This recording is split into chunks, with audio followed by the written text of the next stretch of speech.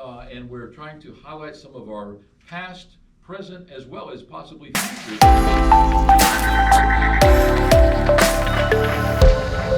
Welcome back to Room 171, another in our series of taking a look at some of the creative people that we enjoy right here in our part of Northwest Florida, right here on the campus of Florida Panhandle Technical College. We're being a little self-indulgent, and we're trying to highlight some of our past, present, as well as possibly future students here in digital video technology and television production technology. Our guest today is Peyton Brannan. Peyton was with me as a junior and then as a senior in high school, returned as an adult, actually finished 2 different programs here on campus. When we come back, we'll talk to Peyton about the good, the bad, the ugly, warts and all, how he perceives his experience here at FPTC in my programs. And maybe you can get a better thumbnail sketch of what we offer here. More importantly, the hard truths. You look around our studio, it looks like it's going to be a lot of fun, and it is a lot of fun. However, it's also a lot of hard work. And we're trying to curtail the number of students that we have come in with an idea that there's not going to be accountability and that there won't be a reason to work hard, which is just the contrary. When we come back, we'll be talking about all this and more, and we will be right back.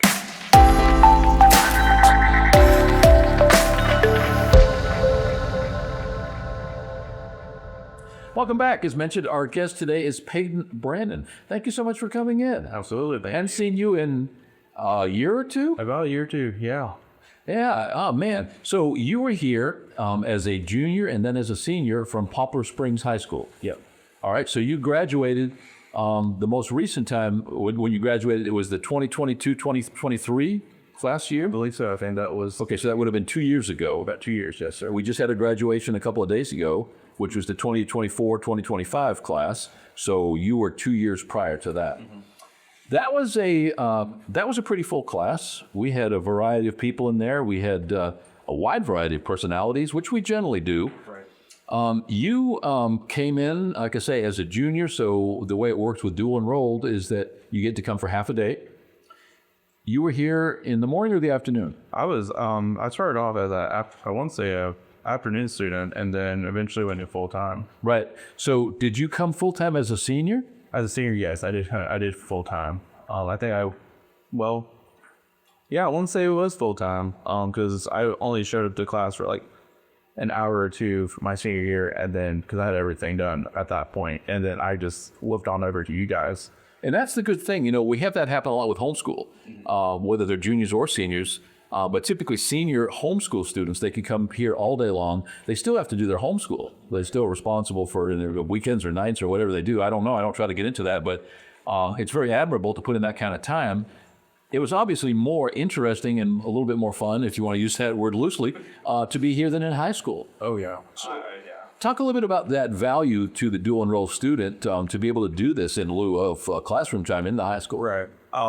You definitely get a break from the cut and dry curriculum that public schools have. I was a public school student, and you get stuck with this whole, everyday routine of just boring. And it's good once you get out of that, that you can start doing what you want to do.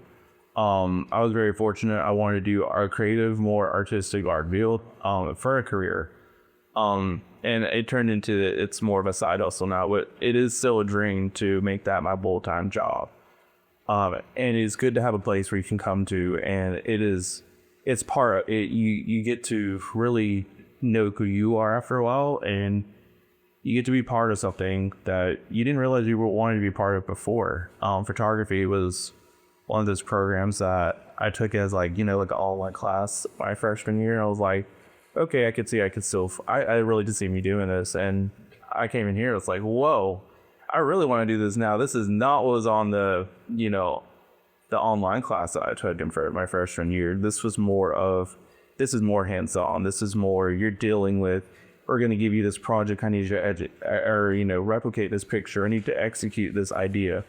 It not only is creative, it's a brain teaser too. It says you're gonna get these opportunities to not only have a vision, but to execute that vision as well.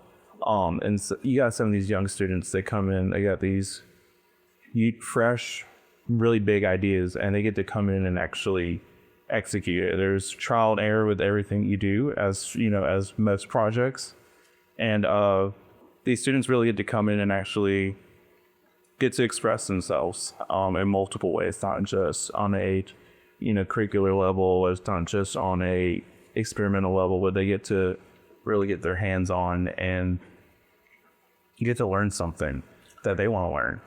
In high school, you have 6 or 7 40-minute periods, roughly. I can't imagine, outside of my experiences in my personal time in high school, I can't imagine as an instructor or as a teacher trying to teach anything in 40 minutes. The students come in, it takes them a few minutes to get settled. They're all looking at the clock, so when it gets close to the end, you've lost those few minutes. By the time you get done, you're lucky to get 25, 30 good minutes of instruction. Here, we've got a full 6-hour day. Talk a little bit about the difference, the dichotomy between coming from that culture and then all of a sudden being in a classroom seat for 6 hours, or not necessarily a seat, but within the studio confines for that 6 hours. Talk a little bit about how that felt when you started. For me, I felt like it was a relief. I got to come into an environment and I didn't feel rushed. I feel like if I was going to be graded on a project and it was going to be thoroughly examined, I have 6 hours plus, depending on what we were working on and the time span that we were given to actually work on it. It's not like, hey, you have something to do Friday, wrap it up, and you have 20 minutes a day, like you said, to do it. It's not enough time. The school system's great. The public system, having, the basics is important. But having a place you can come to and says, hey, we're going to give you a project. We're going to go into the studies behind it. We're going to go into the art and science, if you will, behind it. And we're going to let you guys really brainstorm and play around with stuff. But you have to finish project.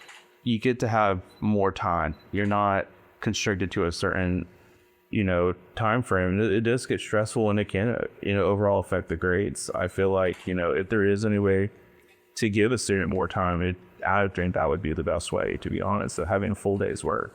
I get bored very easily, and I presume that everybody that I'm in contact with has that same situation. Oh, yes. I guess everybody has a finite period of time to which they can dedicate attention that is truly going to be effective, and that can vary greatly. But most people do get bored eventually. So I presume everybody else is on that same wavelength, and so we try to mix it up. We try to do field trips. We try to get out of here. It's not a normal classroom setting. We have a classroom that has computers and all of our workstations, but then we also have a very nicely appointed studio. I'm fortunate enough, when I moved here from downtown, we moved our studio, so most of the equipment is mine. We don't have to depend on the school district to provide that studio equipment, which for the most part would be probably hard for them to justify buying, but it gives the students that studio experience. Talk about, you mentioned you took an online course. This class could easily be taught with cameras and our classroom, going outside, bringing them in. But having the studio allows for inclement weather, so we don't ever miss an opportunity to be able to shoot, whether regardless of the season or the weather. Talk a little bit about how that studio environment contributes to the overall. I think the studio environment is wonderful. Sometimes you need a controlled environment to perform and execute certain concepts. You can do some stuff outside. You can do some stuff in harsh weather, but the equipment that we're handed, not all of it says this is, intense weather, friendly. I wouldn't recommend taking your DSLR camera or your mirrorless camera and throwing it outside in a hurricane. I wouldn't do that. They may say water resistant. Regardless, I wouldn't put any piece of technology outside for any length of time, if it's rainy or even if it's too hot. Having a controlled environment allows you to do more stuff too. I mean, like behind us is a green screen. You could do TV production with that. We do have in front of us some black backdrops and white backdrops. A lot of photography can be done, and even video can be done there as well. You get a lot more creativity, especially with the lighting setups and whatnot. You're in a lab at this point to a degree. You can control your environment, and you get to see how this reacts with this. And if that makes sense, you can see how this light picture is working with this backdrop or this subject. It's wonderful to have that, because in some cases you're not going to have that. Some cases they may say, hey, I want to do a beach maternity shoot, for instance, or they may say, we're going to do a kid's birthday party. Well, you're at not only are you have the mercy of client, you're also at mercy of the conditions you're in and what that client expects their stuff to look like. Having a controlled environment is wonderful, especially when you get used to it. I love having a controlled space sometimes. The programs that we teach are state recognized programs: digital video technology, television production technology, digital photography technology. And if you look at their syllabus and their lesson plans, they're a little bit different from ours. We cover all of the same things that is mandated by the state, but in addition to that, we add a lot of life skills.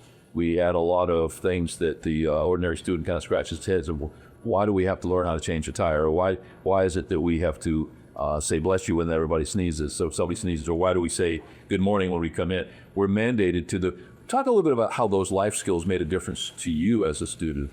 I think the life skills is, to me, very important. It's part of regular, communications between people. Unfortunately, we're in a society where sometimes people's skills is not a strong suit. Having the ability to come in and you get a little bit of life skills on top of what curriculum you're wanting to work in is wonderful. A lot of photography is dealing with clientele. So having the ability to sit down and actually know how to talk to somebody, knowing how to present yourself and the project that they want and how you can execute it is great. It's wonderful. Because there's times you may want to be like, hey, I can advertise myself, but I don't know how to. And when someone does ask about you, you need to know how to verbalize what you can offer them. And it's not even just on a selling coins. It could just be an everyday conversation.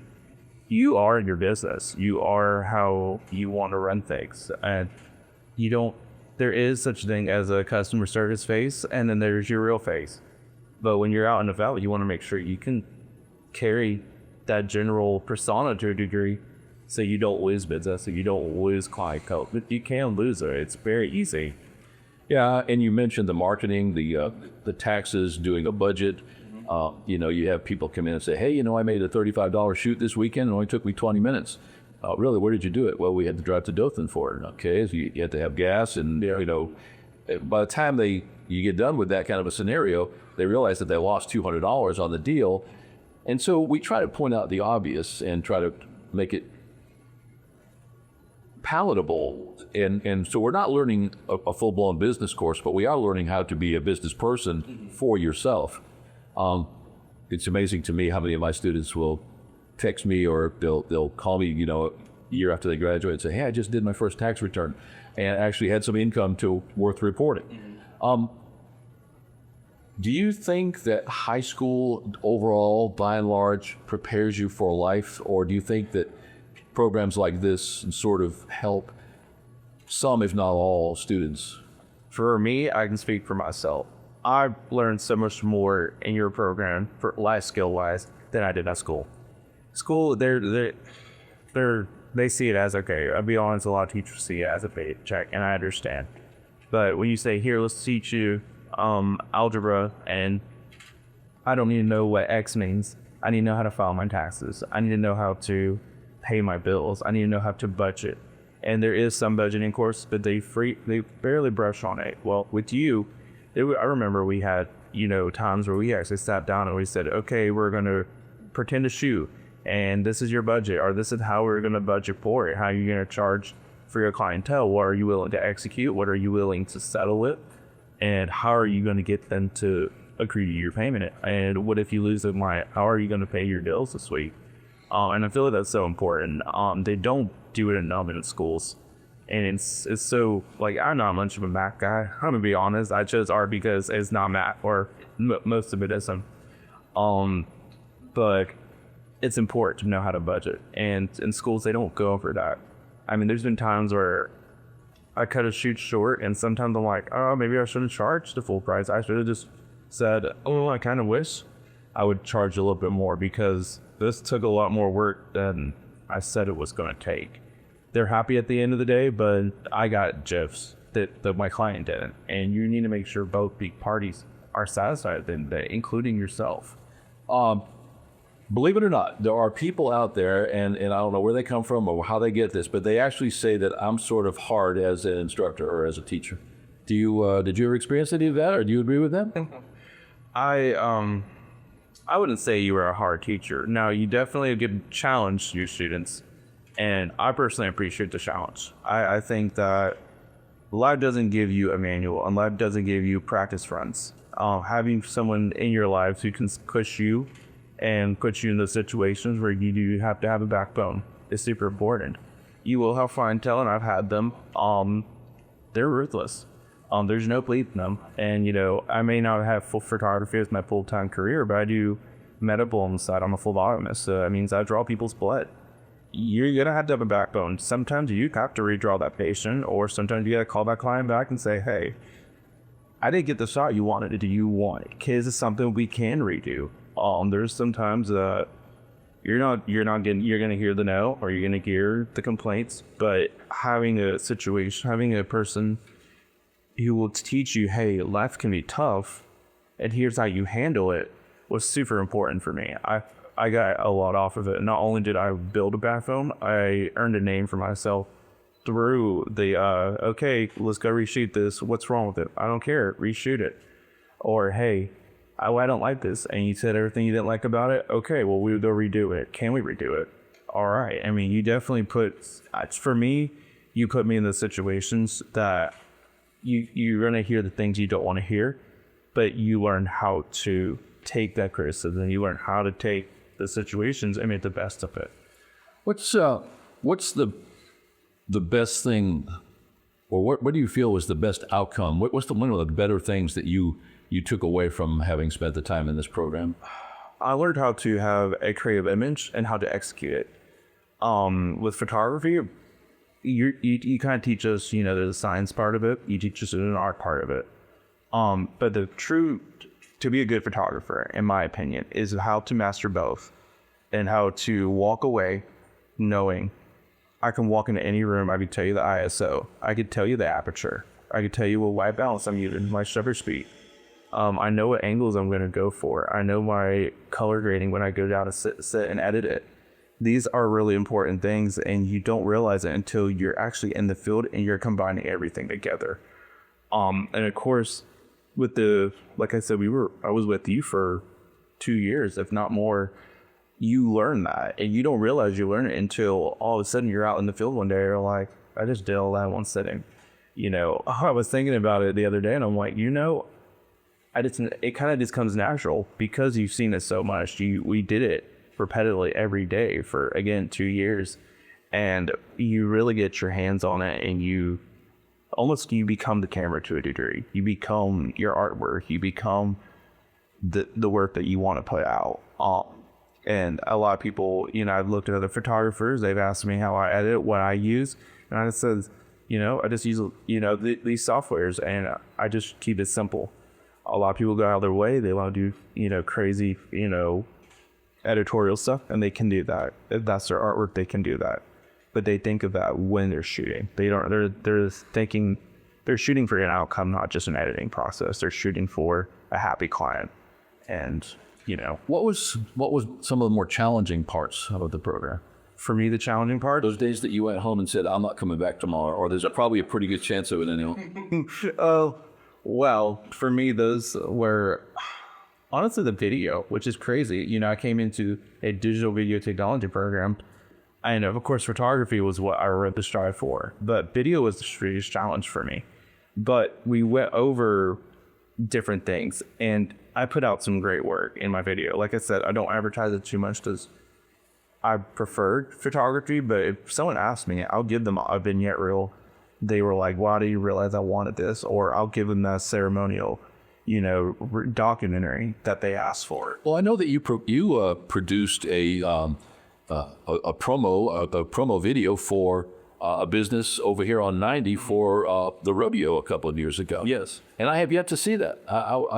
Is that on YouTube someplace, or at some point I need you to send me a link to that or something. I'd really like to be able to see it. I know I gave it to them, but I don't think they ever posted it. I'm not sure what they did with that. Well, it was shown at the rodeo. It was. Yeah, they told me that it was. They loved it.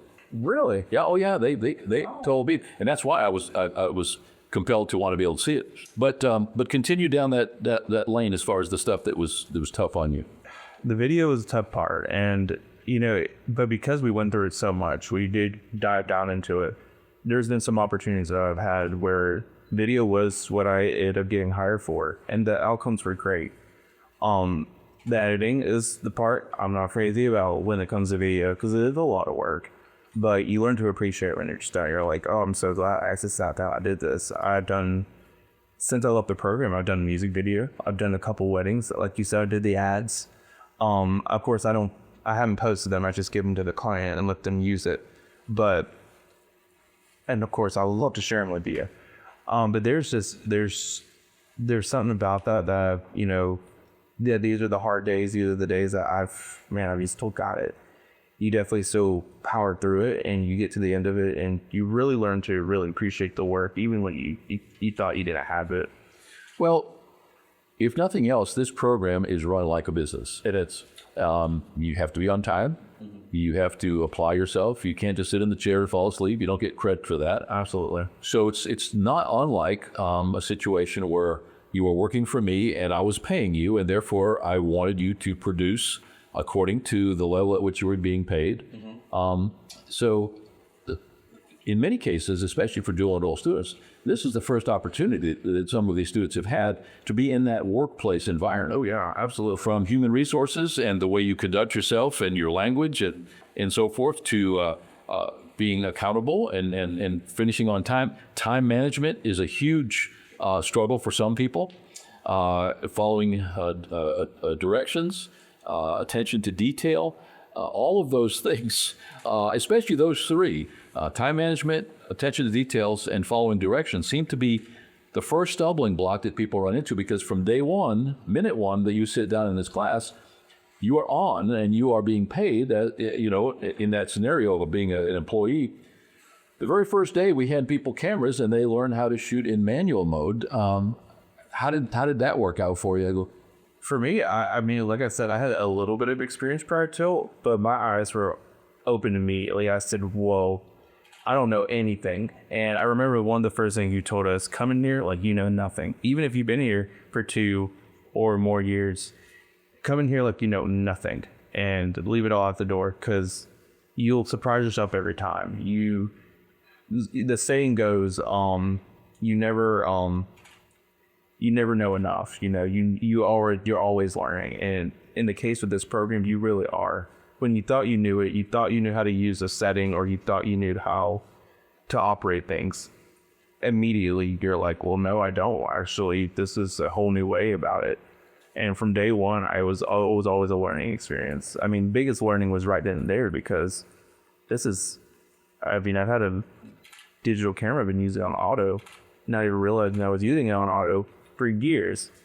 And of course, this goes not just for dual enroll students. This could happen to adults. I mean, I show, people who they didn't know about the from manual setting. They didn't know they could change it all the time when they ask me. And it's so interesting to see that at any age group, they can learn something.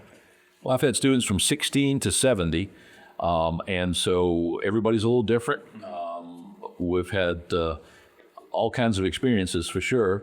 But I think that the secret to success is to treat everybody exactly the same as a student. I've had many 16, 17-year-olds that were more mature than the 40 and 50-year-olds. Yeah.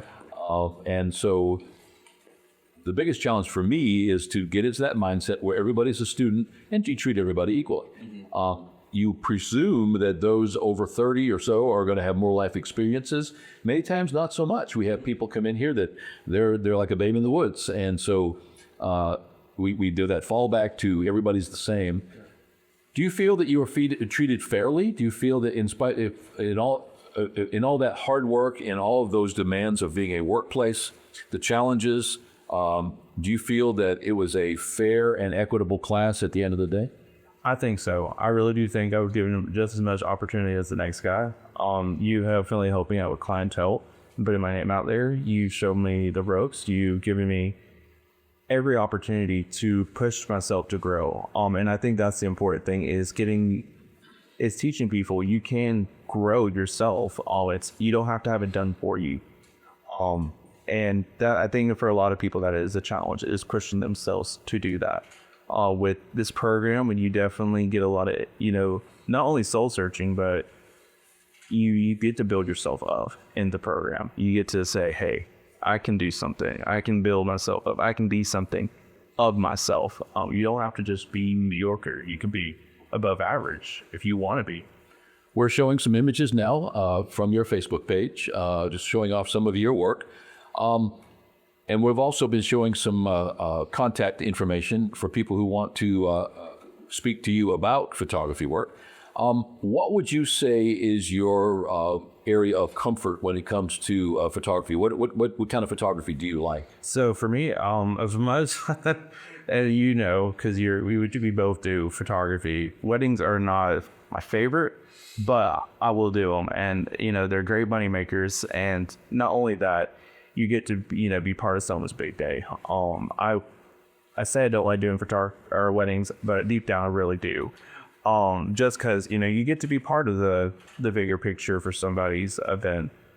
Not only that, you're supplying the one thing that honestly documents that big day. It's not just paper. At the end of the day, you have pictures, the experiences, and all that. I do a lot of model work too.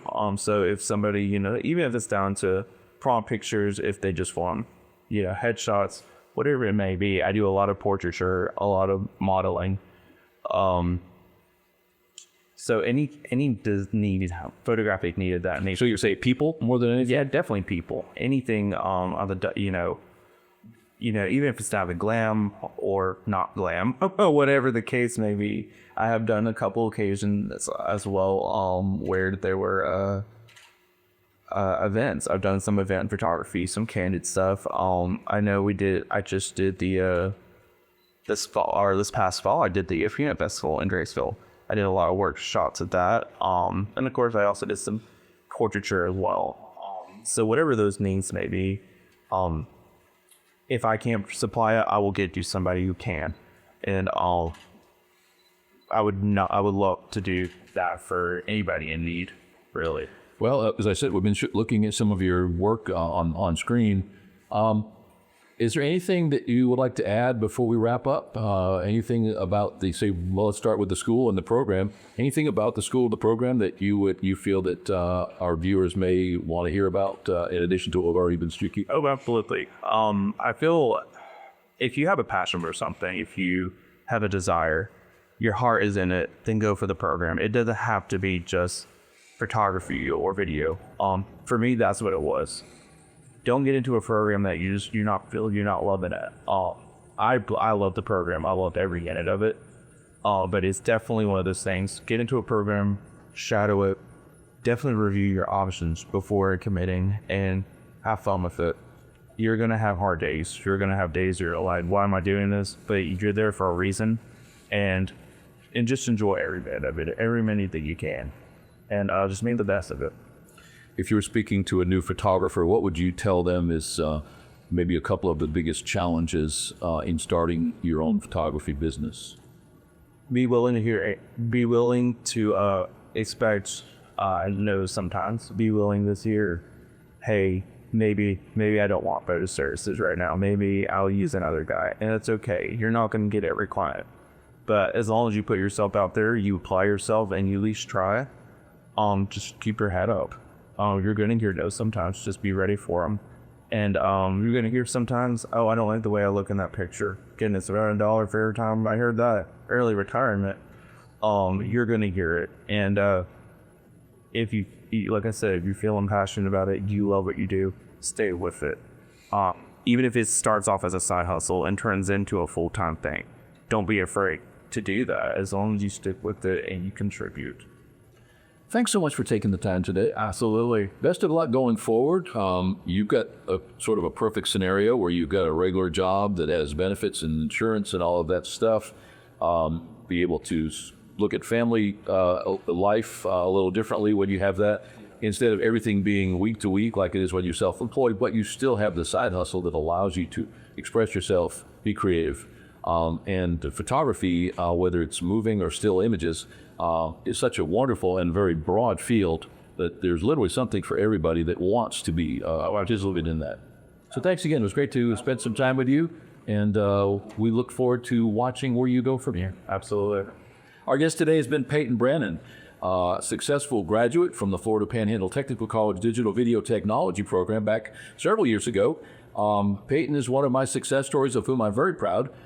He came to us as a dual enrolled student, and while in high school, did the majority of his study, returned as an adult to finish up and graduate. And hopefully dual enrolled students have that information at hand and realize that they can come here to this technical college, whether it's this program or one of other 30 degree and certification programs, and become a welder or a cosmetologist, electrician, carpenter, any number of things, or come in here and become a photographer, videographer, drone operator. There's something for everyone at Florida Panhandle Technical College. You're watching Room 71, and you never know who's going to be sitting in that other chair, so stay tuned. We'll be right back.